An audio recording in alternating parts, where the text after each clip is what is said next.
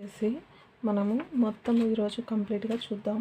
అయితే నాన్ డీటెయిల్లో వచ్చేసి ఈరోజు ఫస్ట్ లెసన్ నాన్ డీటెయిల్ని 6 పార్ట్స్గా డివైడ్ చేస్తారు. ఓల్డ్ టెక్స్ట్ బుక్లో అదే ఉంది, న్యూ టెక్స్ట్ బుక్లో కూడా సేమ్ లెసన్స్ ఉన్నాయి. సో ఇది వచ్చేసి 10th క్లాస్ రామాయణం తీసుకొని రామాయణంలోని ఒక 6 పార్ట్స్ మనం కంప్లీట్గా చదువుతాము. అందులో ఉన్న ఫస్ట్ టాపిక్ వచ్చేసి బాలకాండ అని ఉంది. Today we're gonna practice this Balakanda bits. Maybe ఇది కొంచెం లెంత్ సెషన్ అయ్యే ఛాన్సెస్ ఉంది. 36 బిట్స్ వరకు ఉన్న ప్రాక్టీస్ చేయడానికి స్టార్ట్ చేద్దాం. రామాయణ గాథను వాల్మీకి సంక్షిప్తంగా ఎవరికి వినిపించింది అంటే నారదునికి అని చెప్పాడు. బ్రహ్మదేవుడు వాల్మీకితో రామాయణాన్ని ఈ ఛందస్సులో రాయమని కోరాడు. ఆయన ఏమని చెప్పినంట రాయమని చెప్పిండు. ఏ ఛందస్సులో అంటే అనుష్టుప్ ఇక్కడ పు అని వచ్చింది చూడండి. బ్రహ్మదేవుడు అనుష్టుప్ శాసనంలో ఈ ఛందస్సు రాయమన్నాడు అనమాట. వీరి ఆదేశానుసారం రామాయణ రచనను వాల్మీకి శ్రీకారం స్టార్ట్ చేసింది వాల్మీకి కదా రాసింది అన్నారు కదా. ఈయనకు ఎవరు ఇచ్చి చెప్పారంటే బ్రహ్మ అని చెప్పి రాయమని చెప్పాడు అనమాట. కోసల దేశం ఈ నది ఒడ్డునుంది. కోసల దేశం సరయు నది ఒడ్డున. దశరథుడు ఏ వంశంకి చెందిన వ్యక్తి అంటే సూర్య వంశానికి చెందిన వ్యక్తి. దశరథునికి పురోహితులుగా పనిచేసిన వ్యక్తి ఎవరంటే వశిష్ఠ వామదేవులు. ఇక్కడ 2 వాతోనే స్టార్ట్ అవుతాయి, అది గుర్తుపెట్టుకోండి. పురోహితులు ఈజ్ వాల్యుబుల్. సో వాల్యుబుల్ వి వచ్చేసి వా అనేస్తుంది తెలుగులో. సో అలా గుర్తుపెట్టుకోండి, వాల్యుబుల్. పురోహితులు ఎప్పుడైనా వాల్యుబులే కదా. సో వశిష్ఠ వామదేవులు 2 వాతోనే స్టార్ట్ అవుతాయి. సంతానం కోసం దశరథుడు మొట్టమొదట చేసిన యాగం ఏంటిదంటే ఫస్ట్ ఏ యాగం చేసిండు? అశ్వమేధ యాగం చేసిండు. దేనికి? పిల్లల కోసం చేసిండు. ఈ యాగాన్ని జరిపించింది ఎవరంటే ఆయన పేరు ఋష్యశృంగుడు. ఆయన పేరే ఋష్యశృంగుడు అనమాట.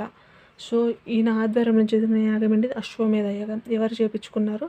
దశరథుడు ఫస్ట్ చేపించుకున్నాడు. ఎవరి కోసం? పిల్లల కోసం చేపించుకున్నాడు. సో అంతేకాకుండా దశరథుడు పుత్ర ప్రాప్తి కోసం ఋష్యశృంగుడు సో అది చేపించుకోవడం కాకుండా ఇంకొక యాగం కూడా చేసింది. దాన్ని ఏమన్నారంటే పుత్ర కామేష్టి యాగం అన్నారు. సో ఆ యాగం కూడా చేసుకున్నాడు. నెక్స్ట్ రావణుడికి వీరి చేతిలో మరణం ఉంటుందని బ్రహ్మ తెలిపాడు. బ్రహ్మ అనేట ఆయన ఫస్ట్ ఏమని చెప్పాడంట, సో రావణుడు ముందే చనిపోతాడు. ఎవరి చేతిలో చనిపోతాడు? నరుని చేతిలో అన్నాడు. అప్పుడు ఏం జరిగిందంటే రాముడిని మనిషిగా వచ్చి ఈయన చంపేస్తాడు అనేది ఆయన point of view. So Srirama పండుగకి ఏ టైంలో అంటే ఆ టైంలో తిథులు నక్షత్రాల సంథింగ్ ఏమి ఉంటాయి కదా. అది ఏంటిది అంటే చైత్ర శుద్ధ నవమి రోజున మనం ఇది చేసుకుంటాం కదా. ఇది ఏ విధంగా గుర్తుపెట్టుకోవాలంటే చైత్ర అనే అమ్మాయి శుభ్రంగా నవమి రోజున శ్రీరామనవమి పండుగ సెలబ్రేట్ చేసుకుంటుంది. సో ఇక్కడ చైత్ర అంటే చైత్ర, శుభ్ర అంటే శుద్ధంగా, నవమి చైత్ర శుద్ధ నవమి రోజు ఏం చేసుకుంటుంది? శ్రీరామనవమి పండుగ చేసుకుంటుంది. సో శ్రీరామనవమి ఎందుకు చేసుకుంటున్నామంటే ఆ రోజు శ్రీరాముడు జన్మించాడని గుర్తుపెట్టుకోండి. విశ్వామిత్రునికి యజ్ఞానికి విఘ్నాలు కలిగించింది ఎవరు? సో ఆయన యజ్ఞం చేస్తుంటే 2 వ్యక్తులు ఆయనకు ఇచ్చిన వాళ్ళలో 2 వ్యక్తులు భంగం కలిగించారంటే ఇంటరాప్ట్ చేస్తున్నారు. ఎవరు అంటే మారీచ సుబాహులు. సో 2 వ్యక్తులు మారీచ సుబాహులు. పేర్లు కొంచెం డిఫరెంట్గా ఉన్నాయి, ఫోకస్ చేయండి. ఎగ్జామ్లో ఇలాగ ఇస్తే మనకి టఫ్ అయిపోతుంది. సో మోర్ ప్రాక్టీస్ చేయండి. ఎగ్జామ్ మీరు రాసే తేదీలోపు ఒక 10 times ప్రాక్టీస్ చేయండి, ఈజీగా గుర్తుంటే. లేదంటే కష్టం ఇలాంటి పదాలు గుర్తుండడం. రావణాసుడు ఏ వంశానికి చెందిన వ్యక్తి అంటే పౌలస్త్య వంశము. దశరథుడు ఏ వంశానికి చెందినవాడు? సూర్యవంశానికి. రావణాసుడు పౌలస్త్య. రావణుని సోదరుని పేరు ఏంటిది? కుబేరుడు. సో కుబేరుడు కూడా రావణునికి సోదరుడే. ఇంకొక వ్యక్తి కూడా ఉన్నాడు, ఏంటిది? కుంభకర్ణుడు. సో 2 ఉన్నారు ఆయనకి. ఇచ్చిన మాట తప్పడం మీ ఇంట వంట లేదని ఆగ్రహం వ్యక్తం చేసింది ఎవరు? విశ్వామిత్రుడు కోపంతో అటువంటి మాటలు మాట్లాడానమాట. ఆగ్రహం అంటే కోపం కదా, అది. దశరథునికి ఇచ్చిన మాట నిలబెట్టుకోమని హితవు పలికింది ఎవరంటే వశిష్ఠుడు. దశరథుడికి మాట ఇచ్చేయమని హితవు అంటే కారణం చెప్పింది ఎవరు? వశిష్ఠుడు అనే వ్యక్తి చెప్తున్నాడు, నువ్వు దశరథునికి ఏ మాట అయితే ఇచ్చావో ఆ మాట నిలబెట్టుకోమని చెప్తున్నాడు. విశ్వామిత్రుడు రామలక్ష్మణులకు నేర్పిన విద్యలను బల అతి బల.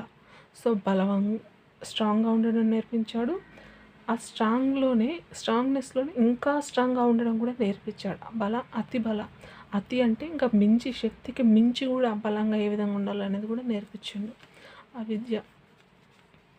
మలద, కరుష జనపదాలను నాశనం చేసింది. సో ఈ రెండిటికి చెందిన ఆ జనపదాలంటే జనపదాలను నాశనం చేసిన వ్యక్తి ఎవరంటే తాటకి అనే ఆమె నాశనం చేసింది. తాటక అనేది. సో తాటక ఈమె కొడుకు పేరేంటిది? మారీచుడు. ఇంతకుముందు వచ్చింది కదా మారీచ సుబాహులు అని. సో గుర్తుపెట్టుకోండి ఆ విధంగా. తాటకను చంపడానికి రాముడు ఉపయోగించిన విద్య ఏంటిదంటే శబ్దభేది. శబ్దభేది ఏంటంటే తాటాకు శబ్దం చేస్తాం కదా, తాటాకు శబ్దం వల్ల ఆమె చనిపోయింది. సో పేరులోనే ఉంది తాట అంటే తాటకి అని ఆమెతో సౌండ్ శబ్దం వల్ల ఏమైంది? చనిపోయింది. సింపుల్. విశ్వామిత్రుడు ఏ ప్లేస్లో యాగం చేస్తాడంటే సిద్ధాశ్రమం అనే దాంట్లో, అంటే అన్నీ రెడీ చేసుకున్న ఆశ్రమం ఉండదు అనమాట. సో ఆ ఆశ్రమంలోనే రెడీ ఆశ్రమం అని గుర్తుపెట్టుకోండి.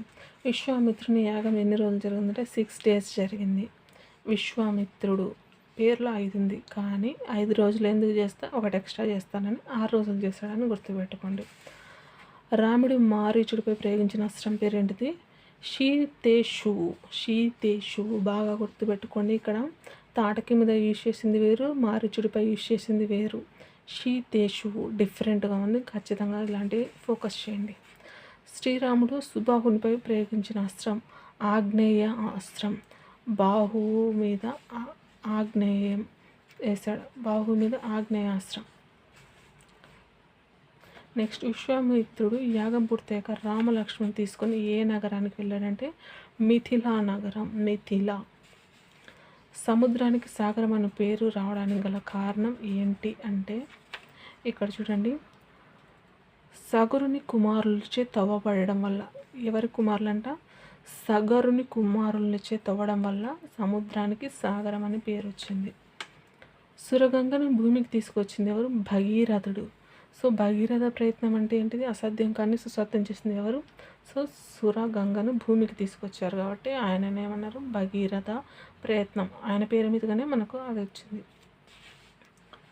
గంగా వాతావరణాన్ని విశ్వామిత్రుడు శ్రీరామునికి చెప్పడానికి గల కారణం ఏంటిదంటే గంగావతారం. సో ఎందుకంటే చూడండి, రామునికి పూర్వీకుల గొప్పతనాన్ని తెలియజేయడం కోసం. సో వాళ్ళ పూర్వీకులు ఎవరైతే ఉన్నారో వాళ్ళ గొప్పతనం వాళ్ళ గ్రేట్నెస్ తెలియడం కోసం దీని గురించి, ఆ గంగా అవతారాన్ని గురించి విశ్వామిత్రుడు శ్రీరామునికి ఎక్స్ప్లెయిన్ చేశాడు.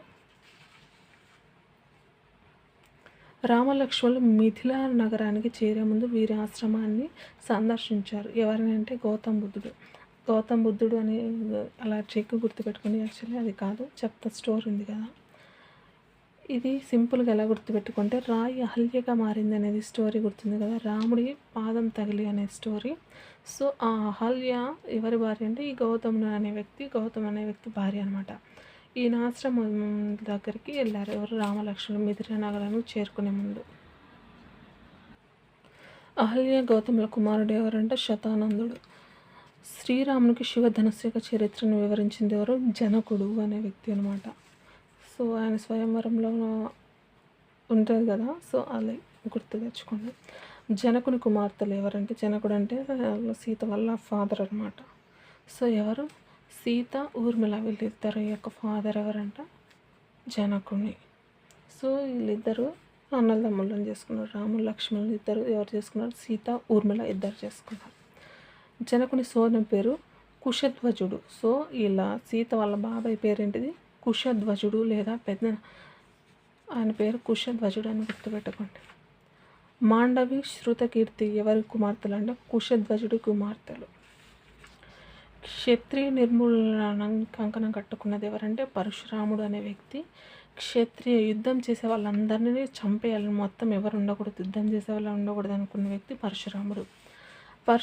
ఈ విషయంలో శ్రీరాముడికి సవాల్ విసిరారు. దేని విషయంలో అంటే విష్ణు ధనస్సు ఎక్కుపెట్టమని, దాన్ని తీసి ఎక్కుపెట్టమని రెడీ చేసి పెట్టి ఇంకా ఫైటింగ్కి రమ్మని ఆహ్వానించాలి. ఆడ ఎక్కుపెట్టమని వరకే ఉంది సెంటెన్స్. చూడండి, ఇక్కడ అన్నిటిలో ఓడించమనింది. మీరు కన్ఫ్యూజ్ అయ్యే ఛాన్సెస్ ఉంది. సవాల్ విసిరితే ఫైటింగ్ జరిగి ఓడించడం అనేది ఉంటుంది, కానీ అక్కడ కాదు. ఏముంది? జస్ట్ ఎక్కుపెట్టమనేది మాత్రమే కరెక్ట్ ఆన్సర్. సో ఇంతటితో మనకు బాలకాండకు సంబంధించిన మొత్తం లెసన్ కంప్లీట్ అయిపోయింది. నెక్స్ట్ ఇంకా 5 పార్ట్స్ ఉంది, అవి కూడా ప్రాక్టీస్ చేద్దాం. సో నెక్స్ట్ వచ్చేసి 8th class Andhra Vaibhavam new syllabus, old syllabus కూడా నెక్స్ట్ వీడియోలో అప్లోడ్ చేస్తాను. See soon in the next video.